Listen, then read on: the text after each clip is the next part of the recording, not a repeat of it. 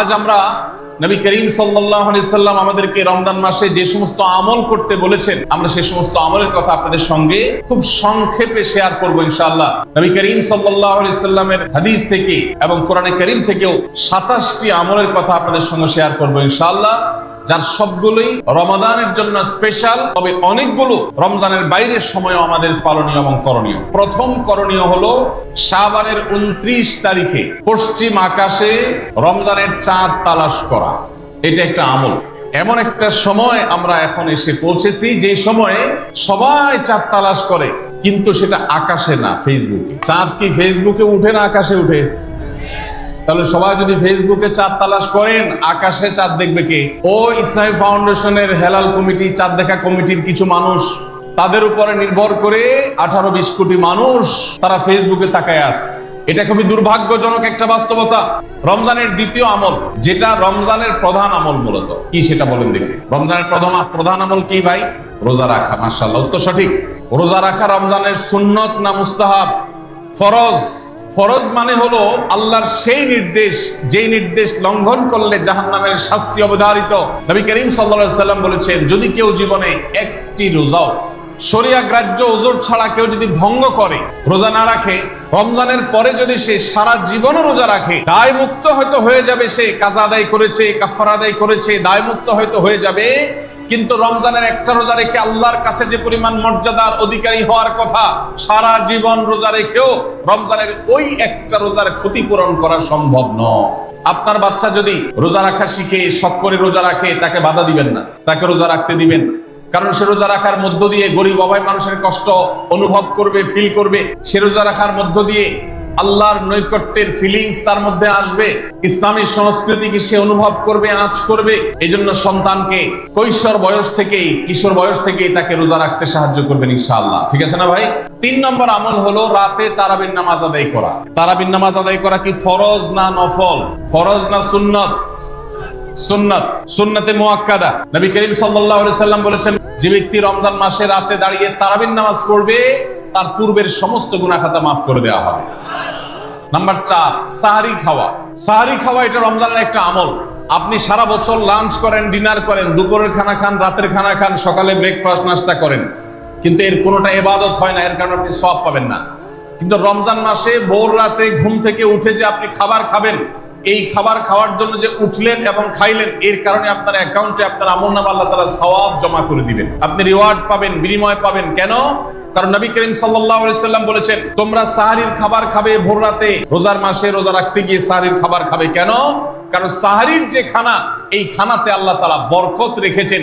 এই খানা খাইলে তার জন্য আমাদের স্পিরিচুয়াল, আধ্যাত্মিক বিভিন্ন রকমের উপকারিতা আল্লাহ তাআলা এর মধ্যে নিহিত রেখেছেন। এই জন্য সাহরি খাওয়াটা আলাদা একটা ইবাদত। যদি আপনার সন্ধ্যা রাত্রে বেশি খাওয়া হয়ে যায়, সাহরিতে খানা খাওয়ার মতো মুড না থাকে, অন্তত এক ঢোক পানি, একটা খেজুর, সামান্য কিছু খেয়ে হলেও আপনি সাহরি খাবেন এবং তাতে আপনি সওয়াব পাবেন।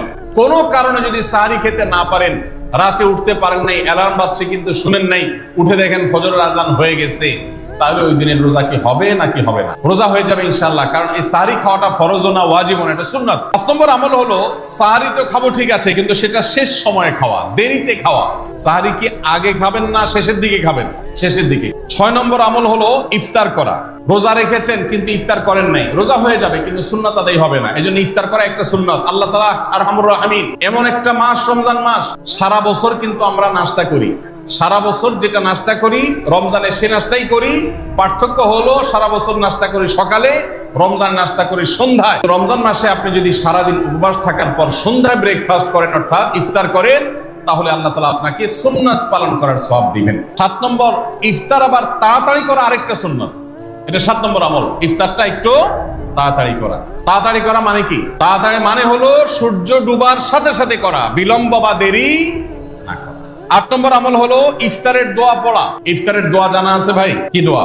আমরা একটা দোয়া কমন জানি বাংলাদেশে মানুষ, সেটা হলো আল্লাহুম্মা লাকা সুমতু আলা রিজকিকা আফতারতু। আল্লাহুম্মা লাকা সুমতু মানে হলো, হে আল্লাহ, আপনার উদ্দেশ্যে রোজা রেখেছি, ওয়া আলা রিজকিকা আফতারতু, এবং আপনার দেওয়া রিজিক দিয়ে ইফতার করেছি। আর ইফতারের আরেকটা দোয়া হলো যাহাবাজ জামা ওয়াবতাল্লাতিল উরুক ওয়া সাবাতাল আজরু ইনশাআল্লাহ। এটা একটা দোয়া। এর অর্থ হলো যাহাবাজ জামা, আমার পিপাসা দূর হয়ে গেছে। ওয়াবতাল্লাতিল উরুক, আমার শিরা উপশিরাগুলো সব সিক্ত হয়ে গেছে। ওয়াসাবাতাল আজরু ইনশাআল্লাহ, এবং আল্লাহ চাহেন তো এই রোজার বিনিময় আমার সাব্যস্ত হয়ে গেছে আল্লাহর কাছে, এটা স্থির হয়ে গেছে। এটা হলো ইফতারের দোয়া। ইফতারের দোয়াটা কি ইফতারের আগে করব না পরে করব? ভাইরা আমার, ইফতারের দোয়াটা ইফতারের পরে করতে হয়, যেটা বেশিরভাগ মানুষ জানে না, কিন্তু আমি অবাক হলাম যে এখানে বেশিরভাগ মানুষ আপনারা জানেন, মাশাআল্লাহ। তো যাই হোক, ইফতারের শুরুতে বিসমিল্লাহ বলে ইফতার করব, আর শেষে এই দোয়া পড়বো। আল্লাহ আমাদেরকে আমলের তৌফিক দান করুন। 9 নম্বর হলো সাহরি এবং ইফতারে খেজুর খাওয়া। খেজুর দিয়ে সাহরি ইফতার করা। ইফতারে আপনি অন্য যা খান না খান, খেজুর দিয়ে খাবেন। নবী সাল্লাল্লাহু আলাইহি সাল্লাম আদা পাকা আদা খেজুর দিয়ে ইফতার করতেন, যেটাকে রোতাব বলা হয়। আর যদি সেটা না পাওয়া যেত, সাধারণ যে কোনো খেজুর, সেটাও না পাওয়া গেলে একটু পানি খেয়ে তারপর তিনি ইফতার করতেন। ইফতারে খেজুর খেতে হয় সুন্নাহ, এটা আমরা জানি, কিন্তু যেটা জানি না সেটা হলো সাহরিতে খেজুর খাওয়া। ভোর রাতে সাহরিতে খেজুর খাওয়া সুন্নত, এটা আগে কে কে জানতেন? হাত তোলেন। আগে জানতেন, মাশাআল্লাহ, হাত নামান। ভাইরা আমার, ইফতারে খেজুর খাওয়া যেমন সুন্নাত, সাহরিতেও খেজুর খাওয়া সুন্নাত, কিন্তু খেজুর খাওয়া কোনো ফরজ ওয়াজিব না। খেজুরের দাম বেশি হয়ে গেছে, আপনি কিনতে অপারগ। যদি একটা খেজুরও পুরো রমজানে না খান, আপনার রোজার কোনো অসুবিধা হবে। 10 নম্বর আমল হলো সকল প্রকার পাপাচার বর্জন করা, গুনাহের কাজ থেকে বিরত থাকা। এইটা হলো রমজান মাসের দ্বিতীয় সর্বোচ্চ গুরুত্বপূর্ণ আমল। সিরিয়ালে আমরা 10 নম্বরে বলেছি, কিন্তু 27টা রমজানের স্পেশাল আমলের মধ্যে সবচেয়ে গুরুত্বপূর্ণ আমল হলো রোজা রাখা, আর দ্বিতীয় সর্বোচ্চ গুরুত্বপূর্ণ আমল হলো সব ধরনের পাপাচার বর্জন করা, গুনাহের কাজ ত্যাগ করা। যদি কেউ রমজানে রোজা রাখে, আবার চোখ দিয়ে হারাম জিনিস মোবাইলে দেখে, স্ক্রিনে দেখে, পত্রিকার পাতায় দেখে, অফলাইনে দেখে, পরনারীর দিকে তাকায় থাকে, সে যদি কান দিয়া হারাম জিনিস শুনে, গান বাদ্য, এই সমস্ত কিছু সে যদি উপভোগ করে, তাহলে তার এই রোজা আর উপোস থাকার মধ্যে কোনো পার্থক্য। মনে রাখবেন, রোজা শুধু পেটের হয় না, রোজা চোখের হয়, রোজা কানের হয়, রোজা হাতের হয়, রোজা মুখের হয়, রোজা শরীরের প্রত্যেকটা অঙ্গ প্রত্যঙ্গের হয়। একজন মানুষ যখন তার পুরো শরীরে রোজা করে, সে যখন সকল অঙ্গ প্রত্যঙ্গ দিয়ে আল্লাহর আনুগত্য করে, আল্লাহর নাফরমানি থেকে বেরিয়ে আসে, তখন সে সত্যিকারের রোজাদার হয়। ভাইরা আমার, 11 নম্বর আমল হলো অধিক পরিমাণ দোয়া করা। রমজান মাসে রোজা রেখে আমরা বেশি বেশি দোয়া করব। চলতে ফিরতে উঠতে বসতে দোয়া করতে পারেন। আমাদের মায়েরা অনেকে শুনছেন আমাকে, রমজান মাসে আপনি গৃহস্থলী কাজ করছেন, রান্না বাড়া করছেন, ঘর ঝাড়ু দিচ্ছেন, আর মনে মনে আল্লাহর সাথে কথা বলেন। দোয়া মানে আল্লাহর সাথে কথোপকথন। আল্লাহ, আপনি আমাকে মাফ করে দেন, আমার বাবাকে মাকে মাফ করে দেন, সন্তানগুলোকে হেদায়েত দান করেন, চোখের পানি ফেলেন। নিয়মতান্ত্রিক দোয়া, বসে বসে হাত তুলে দোয়া করবেন কিবলামুখী হয়ে। আবার চলতে ফিরতে উঠতে বসতে, এমনকি ওযু নাই সে অবস্থায় দোয়া করবেন। নবী সাল্লাল্লাহু আলাইহি ওয়াসাল্লাম বলেছেন, 3 ব্যক্তির দোয়া ফিরিয়ে দেওয়া হয় না। ভিতরে এক শ্রেণী হলেন মাজলুম, কারোর জুলুমের শিকার হয়েছে। এই ব্যক্তি জালেমের বিরুদ্ধে যে তার মনের আকুতি থাকে, বদদোয়া থাকে, আল্লাহ সুবহানাহু ওয়া তাআলা এটা ফিরিয়ে দেন না। নাম্বার 2, মুসাফির, যে ব্যক্তি সফরে আছে, সফররত অবস্থায় সে যদি দোয়া করে, সেই দোয়া আল্লাহ তাআলা কবুল করেন। 3 নম্বর হলো রোজাদার ব্যক্তি, as-সাইম হাত্তা ইফতির, রোজাদার ব্যক্তি সারাদিন ভর রোজা করলে, ইফতার রাগ পর্যন্ত, সারাদিন দোয়া করলে ইফতার রাগ পর্যন্ত তার দোয়া কবুল হয়। এই জন্য রোজা রেখে আমরা বেশি বেশি আল্লাহর কাছে দোয়া করবো ইনশাআল্লাহ। 12 নম্বর আমল হলো মিথ্যা এবং কাজ পরিহার করা। রমজানের সকল পাপাচার তো পরিহার করবই, বিশেষভাবে মিথ্যা কথা, মিথ্যা কাজ পরিহার করা। 13 নম্বর আমল হলো অশ্লীলতা এবং বিবাদ, বিতণ্ডা, ঝগড়া, এগুলো পরিহার করা। কারণ নবী করিম সাল্লাল্লাহু আলাইহি ওয়াসাল্লাম তিনি আমাদেরকে রমজান মাসে রোজা রেখে অশ্লীলতা পরিহার করতে বলেছেন। মোবাইলে হারাম জিনিস দেখলেন, এই রোজা নয়, এই জন্য এটাকে রমজান মাসে পরিহার করতে হবে, অন্য সময় তো বটেই। 14 নম্বর, যে কোনো ভালো কাজ, যে কোনো নেকামল রমজান মাসে বেশি বেশি করবেন। কেন? কারণ রমজানের শুরুতে একজন ঘোষক বলে, ইয়া বাগিয়াল খায়রি আকবিল, হে ভালো কাজ প্রত্যাশী, যে ভালো কাজ করতে চাও, রমজান মাসটাই হলো ভালো কাজের সওয়াব বেশি পাওয়ার। অতএব এই মাসে ভালো কাজ করে, নেকামল করে, ইবাদত করে, কোরআন তেলাওয়াত, জিকির, আজকার যত রকম আছে এগুলো করে জান্নাতের পথে অগ্রসর হয়ে যাও। 15 নম্বর আমল হলো বেশি বেশি ইস্তেগফার করা। বেশি বেশি কি করা? ইস্তেগফার করা, অর্থাৎ ক্ষমা প্রার্থনা করা। রমজানের প্রত্যেক রাতে আল্লাহ তাআলা বহু মানুষকে জাহান্নাম থেকে মুক্ত ঘোষণা করেন। 16 নম্বর আমল হলো রোজাদারকে ইফতার করানো। নিজে ইফতার করবেন, পাশাপাশি রোজাদার ব্যক্তিকেও ইফতার করাবেন। 17 নম্বর আমল হলো বেশি বেশি কোরআন কারীমের তেলাওয়াত করা। কোরআন কারীমের তেলাওয়াত রমজান মাসে বেশি বেশি করব। কেন? কারণ হলো এই মাসটাই হলো কোরআন নাজিলের মাস। আল্লাহ তাআলা রমজান মাসে কোরআন নাজিল করেছেন। আল্লাহ বলেছেন রমজান মাস এমন মাস যে মাসে আল্লাহ তাআলা কোরআন নাজিল করেছেন, এই জন্য এই মাসে বেশি বেশি কোরআন তেলাওয়াত করতে হবে। 18 নম্বর আমল হলো কোরআন পরস্পরকে শোনাশুনি করা, বুঝে পড়া। অর্থাৎ আপনি কোরআন তেলাওয়াত করবেন, আপনার স্ত্রী শুনবে, আপনার মা শুনবে, আপনার বোন শুনবে। আবার তারা তেলাওয়াত করবে, আপনি শুনবেন। 19 নম্বর আমল হলো দান সাদাকা বেশি বেশি করা। নবীজি সাল্লাল্লাহু আলাইহি সাল্লাম এমনিতেই প্রচুর পরিমাণ দান করতেন, কিন্তু রমজান আসলে তার দানশীলতার পরিমাণ আরো বেড়ে যেত।